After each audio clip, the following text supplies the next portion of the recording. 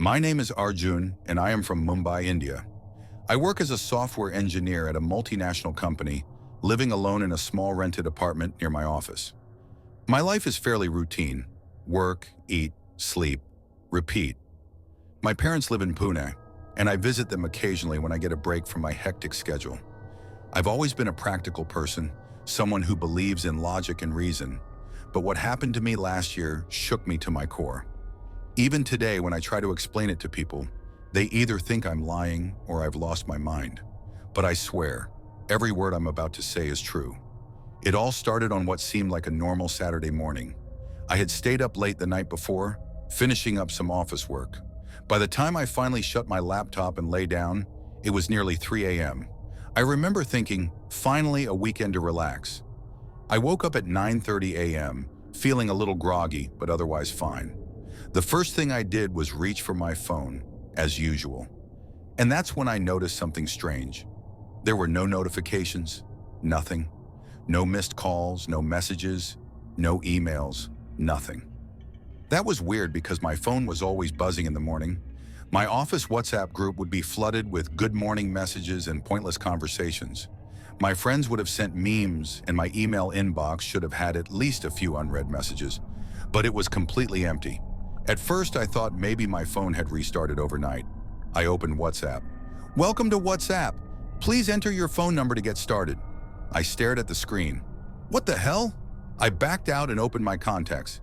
Empty. My entire contact list was gone. Panic started creeping in. My hands felt cold. I opened my email app, thinking maybe my accounts had been logged out. But when I entered my email ID and password, it showed, "This account does not exist." I felt a lump in my throat. I tried my work email. Same result. I was breathing heavily now. I needed to talk to someone. I dialed my mom's number from memory. "The number you are trying to reach does not exist." My stomach dropped. I tried calling my dad, my best friend, my office landline. Each time I got the same automated response. I jumped out of bed, threw on a t-shirt, and rushed out of my apartment. I needed to talk to someone, anyone. The first person I thought of was Mr. Desai, my elderly neighbor. He was always home, sitting on his balcony reading the newspaper. I knocked on his door, no response. I knocked again, harder, still nothing. I rang the doorbell, silence. I bent down and peeked through the small gap under the door. The old brown sandals that he always kept outside were gone. His balcony chair was also missing. It was as if he had never lived there. A shiver ran down my spine. Maybe the security guard could help. I took the elevator down to the lobby, but when I reached the security cabin, I stopped dead in my tracks. The cabin was empty. Not just empty, it was completely bare. No chair, no desk, no logbook, no personal belongings. It was as if no guard had ever been assigned there. I stepped outside, looking around desperately. The street outside my building was quiet, too quiet. No honking, no auto rickshaws, no street vendors calling out to customers. And then I saw them, people. They were walking on the street, standing at bus stops, entering shops. But something was wrong. I didn't recognize a single person. This was the same street I had walked on every day for 3 years. I should have seen the familiar chaiwala, the newspaper vendor, the watchman from the building opposite mine, but none of them were there. It was all new people, as if the entire city had been replaced overnight. I stood frozen, my mind racing. I needed proof that I wasn't imagining things. I turned and ran towards my usual grocery store, a small shop run by a man named Kunal, who had known me for years. As I reached the store, I called out, "Bhaiya, ek bottle water Dana." The man behind the counter looked up, and my blood turned to ice. It wasn't Kunal. A completely different man stood behind the counter, staring at me with a blank expression. I swallowed hard. "Kunal kahan hai? Where is Kunal?" The man frowned. "Kaun Kunal?" My mouth went dry. "The owner of this shop, where is he?" The man shook his head. "Bhai, ye dukaan to main chala raha hoon pichle 10 saal se." "Brother, I've been running this shop for the past 10 years. I took a step back, my legs trembling. My head was spinning. That's when I heard a familiar voice. Someone called out my name. "Arjun, I turned around quickly, my heart hammering in my chest. A woman was standing near the entrance of the shop, staring at me with wide, shocked eyes. And I knew her. It was my ex-girlfriend, Priya. My hands started shaking. I hadn't seen Priya in nearly 5 years, not since we had broken up. But something was wrong. She looked different, older, and she was looking at me like she had just seen a ghost. "Priya," I whispered, my throat dry. Her face turned pale. She took a step back, as if she was afraid of me. "Arjun," she murmured, "you're supposed to be dead." For a moment, everything around me blurred. The street, the noise, the people passing by. My ears were ringing. "You're supposed to be dead." Priya's words echoed in my head like a death sentence. I took a step forward, my mouth dry. "Priya, what the hell are you talking about?" She looked like she had seen a ghost, her hands trembling, her eyes wide with fear. "Stay away from me," she whispered. I felt my stomach drop.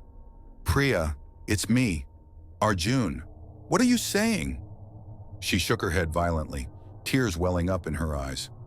No, this isn't possible. You died 5 years ago." I felt like the ground beneath me had disappeared. I wanted to laugh, to tell her she was joking, that this was some kind of twisted prank. But her expression told me she was serious. My chest tightened. "Priya, I'm standing right here. How can I be dead?" She kept shaking her head, muttering under her breath. "This isn't happening. This isn't happening." I reached for her arm. "Priya, please listen to me," she screamed. Right there, in the middle of the street, people turned to look. "Somebody help me," she cried. He's supposed to be dead." I backed away, my heart racing. I had never seen her like this before. And then she ran. She bolted down the street, pushing past confused pedestrians, disappearing into the crowd.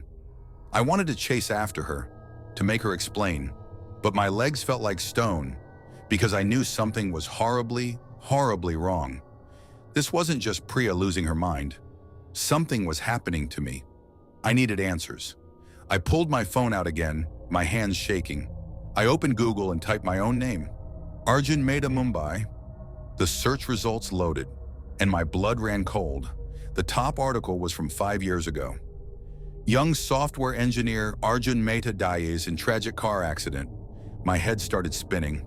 I clicked on the article, my breath stuck in my throat. On June 17th, Arjun Mehta, a 27-year-old software engineer, tragically lost his life in a fatal car accident on the Mumbai-Pune highway. According to reports, the vehicle lost control and veered off the road, resulting in instant death. He is survived by his parents, who currently reside in Pune. I couldn't breathe. No. This wasn't real. I checked the photo attached to the article. And there I was. My own face. My own smiling face. The same one I had seen in the mirror every morning for years.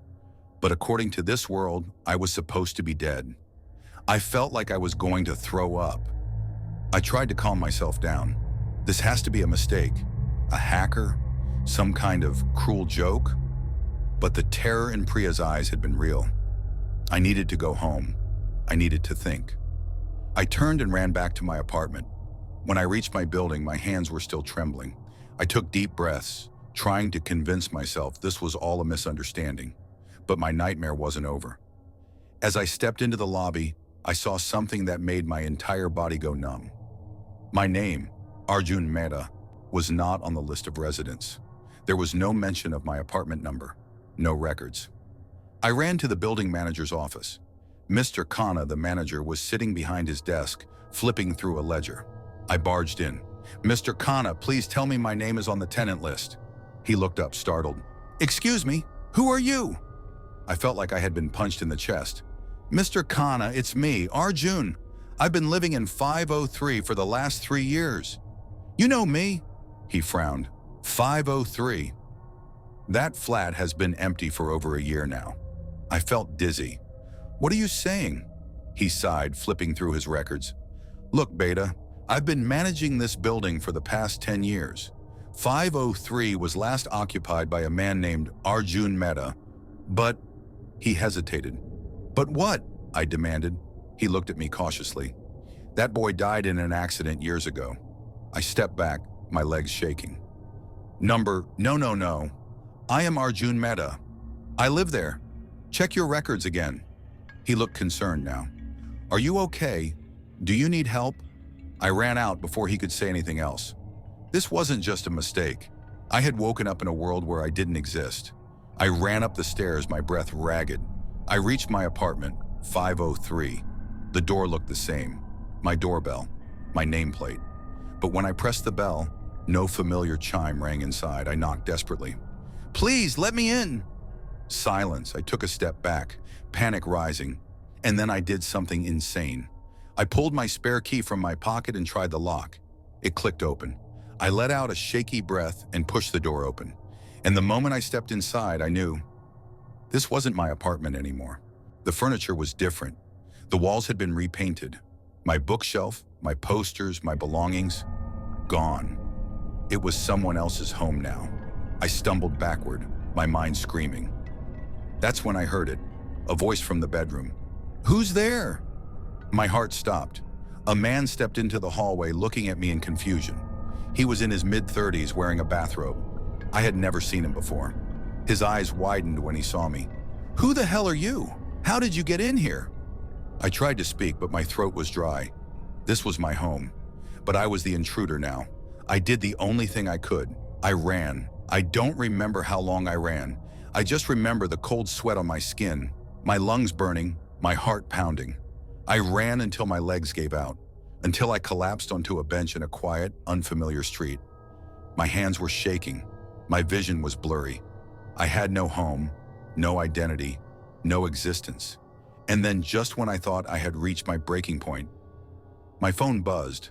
For the first time that day, I snatched it up, my heart racing.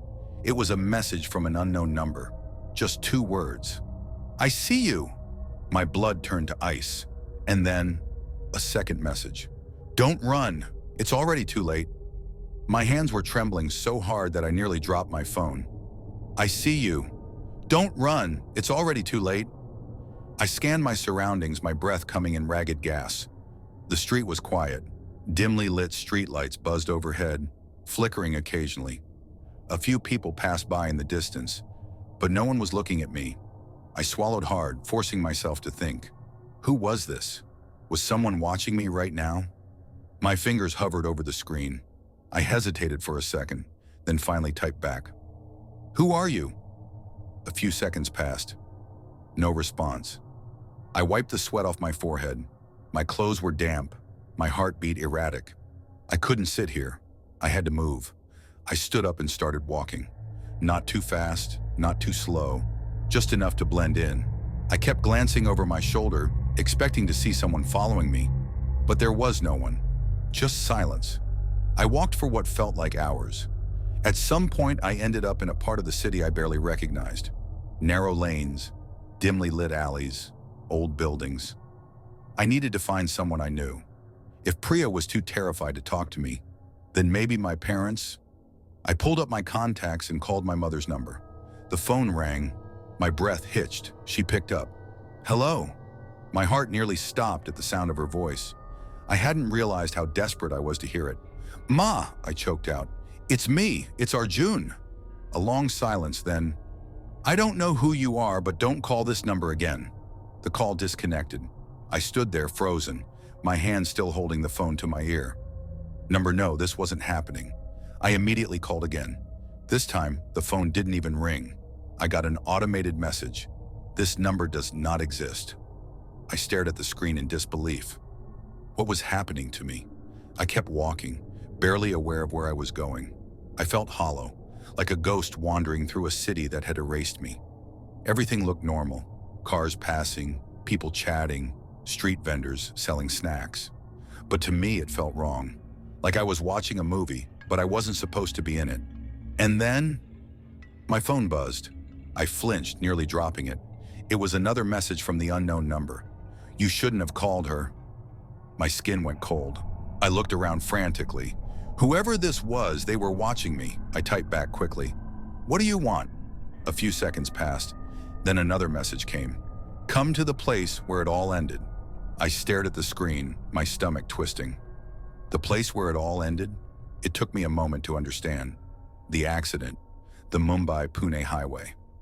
I hesitated. Every instinct in me screamed not to go, but I had no other choice.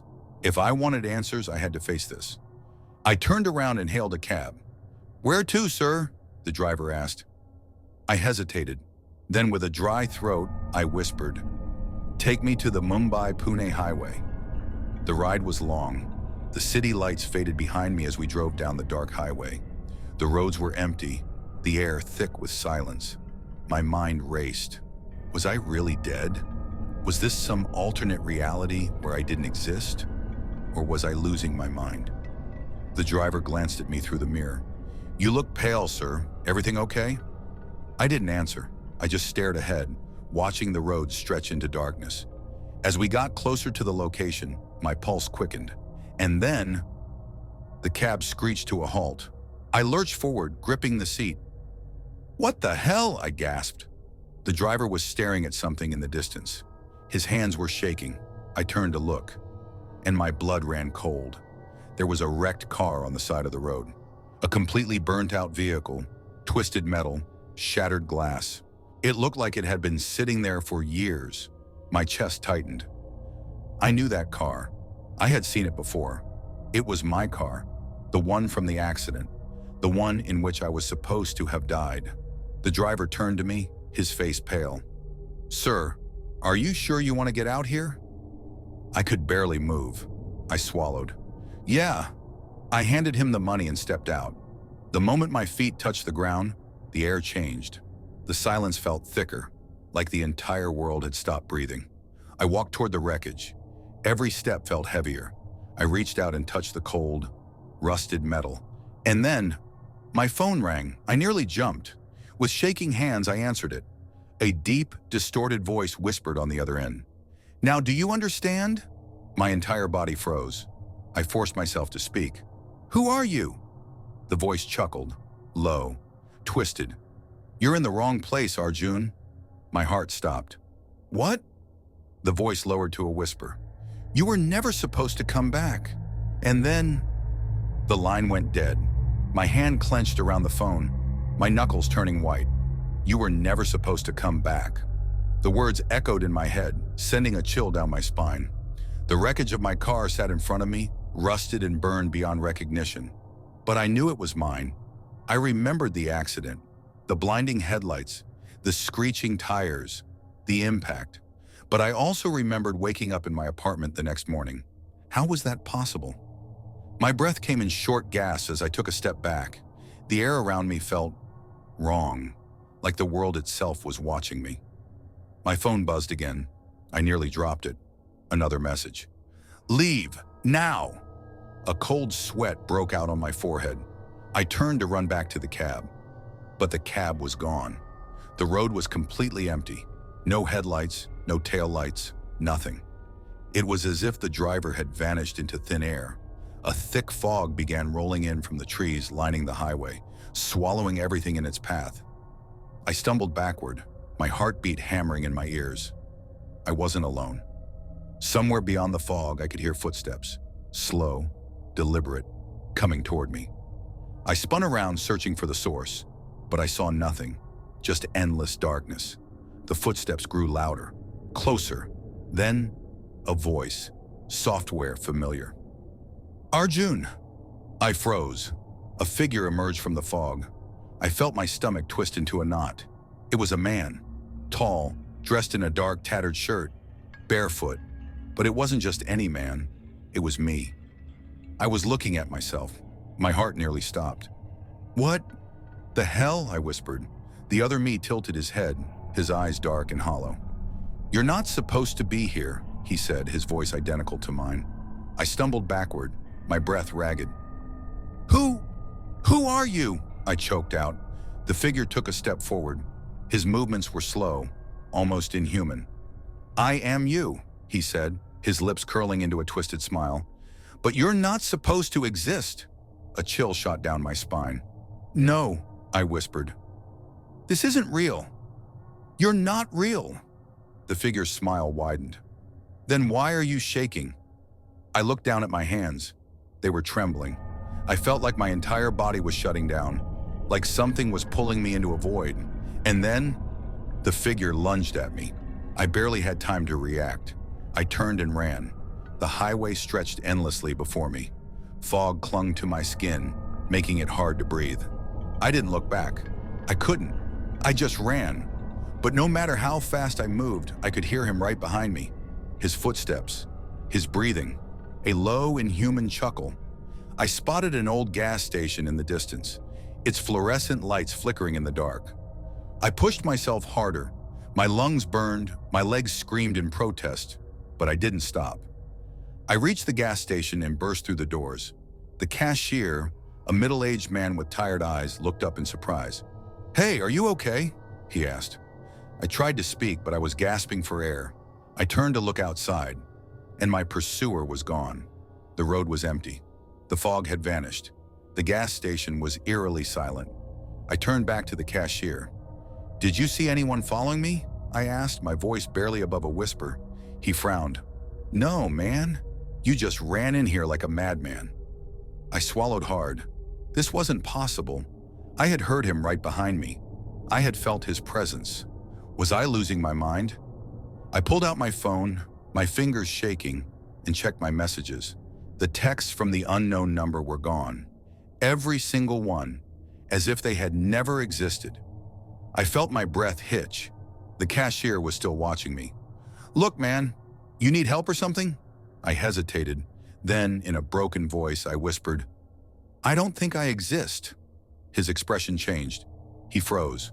For a long moment, he just stared at me. Then, without a word, he reached under the counter and pressed something. I heard a faint click, like a lock turning. The lights in the gas station flickered. The air shifted, and suddenly I wasn't alone. I turned my head and saw them, figures, standing at the edge of the gas station, their eyes dark, their faces unreadable, watching me, not moving, just watching. A sharp, cold fear crawled up my spine. I took a step back. "Who are they?" I whispered. The cashier didn't answer. His face was pale, like he knew something, like he had seen this before.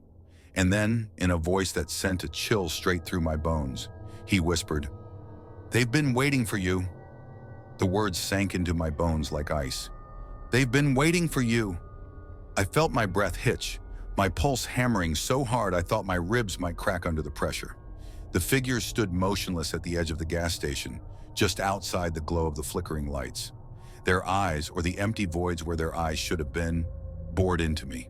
A primal, gut-wrenching terror coiled inside me, screaming at me to run. But my legs refused to move. I turned back to the cashier. He was staring at me, his expression hollow. "You shouldn't be here," he whispered.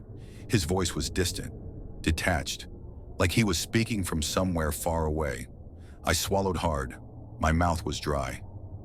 Who are they?" I managed to ask. The cashier's lips trembled. His eyes darted toward the figures. "They are the ones who fixed mistakes," he muttered, his voice barely above a breath. I felt a chill crawl up my spine. "Mistakes?" I echoed. His gaze snapped back to me, and for the first time, I saw it. Fear. They erase what doesn't belong. A shudder ran through me. I turned back to the figures. They hadn't moved, but I could feel them getting closer, not physically, but in a way that was worse, like they were pressing against the edges of my mind, bleeding into my reality. A high-pitched ringing filled my ears. Something was wrong. I took a step back. The figures took a step forward. I tried to speak, but my voice caught in my throat. The air around me felt thick, heavy, wrong, like the entire world was collapsing in on itself. I reached for my phone, desperate, frantic. The screen was glitching. Letters scrambled, distorted. And then a message appeared, a single line. "Let them take you." Number 1, clenched the phone so hard my fingers ached. I wasn't going to let them take me. I wasn't going to let myself be erased, not without a fight. I turned to the cashier. "How do I stop this?" I demanded. His hands were trembling. "You can't," he whispered.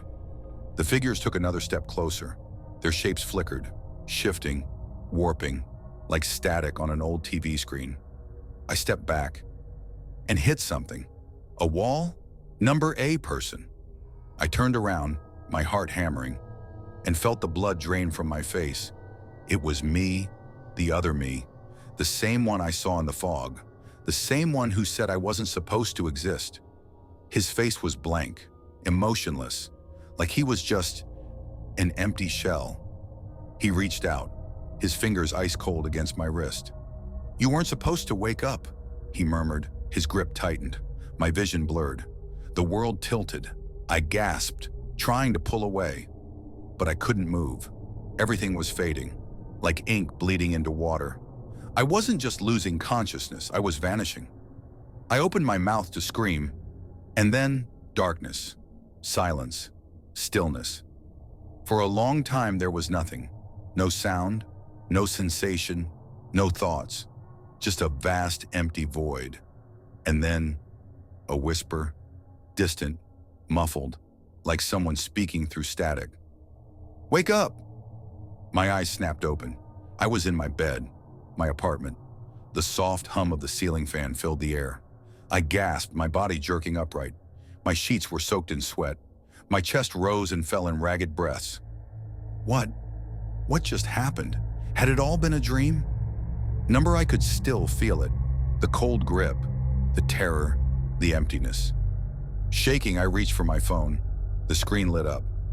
No messages, no missed calls, like nothing had ever happened. I exhaled, running a hand through my damp hair. It had to be a nightmare. It had to be. But then, I noticed something small, something that made my entire body go rigid. On my wrist, where the other me had grabbed me, there were bruises, 5 dark marks, shaped like fingers. My breath hitched, and then my phone buzzed. A single notification, a message from an unknown number. "You should not be here.